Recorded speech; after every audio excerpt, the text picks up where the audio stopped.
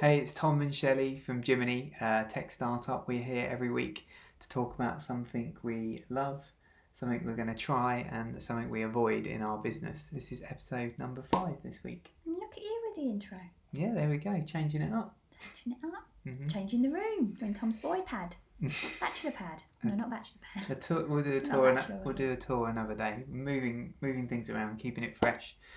Exactly. So this week we're going to talk about goals, settings, and targets. Yeah. Mm-hmm. So, Shelley, what do you love about how we work with goals? I love how at the right time we'll set failure as the target. So an example of that is right now, new SDRs coming into the team.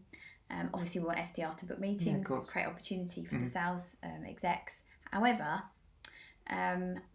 that's not going to happen straight away because they've got to get good at the skills it takes to get the meeting in the first place. They've got to get good at all their outreach. So I really love saying, Caroline, your goal this week is to mess up 50 cold calls. Next week, your goal is to mess up 100 calls. Yeah, it brings down all the barriers of worrying about the finite, I've got to hit this number this week. Yeah, absolutely. And just lets them do it. Loosens them up, shakes it off, lets them know failure's fine, and it's in fact absolutely necessary in terms of getting to the place where they can hold a really good call. Yeah, people don't talk about failing enough. You know, it's just it happens all the time in business and in sales. I think the fact we set it as a target says that we're comfortable with it. Yeah, of course. So I like that bit. I love that bit.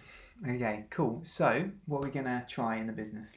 Well, we were speaking about this week. In fact, no, we started talking about this last week about our sort of daily huddles, in particular around the sales huddles, but it can be across the business. Having goals in the team that are in our control. So what I mean by that is, we can rock up and we can say, do you know what, today my goal is to book 2 meetings or to get that deal over the line.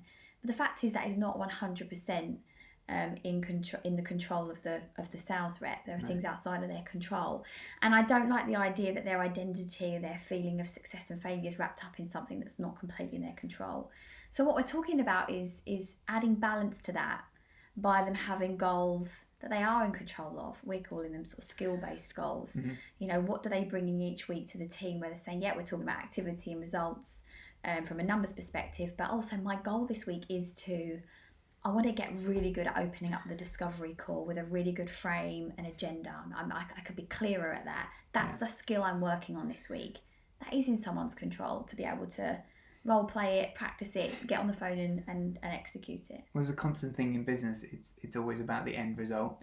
It's always about what we're doing here, how we're achieving there. It's not often about the journey of how you're getting there and what you're doing to get there. And they're all the things you work on in the middle, which we, just generally don't talk about enough. Which obviously, impacts what the end result is. So more attention to that is what we're trying, and I think it's going to work well. What about what we're avoiding on the old goal setting? So I think one thing that we're really trying to avoid is basically dictating a goal, right? Of course, you have to collaborate and work together to what the business is trying to achieve.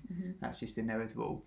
But I've seen it time and time again. If people feel like they own whatever you're working on, whether it be a project, a number, a target, revenue, they're going to contribute and work much harder to achieve it if they feel like they've set it with you.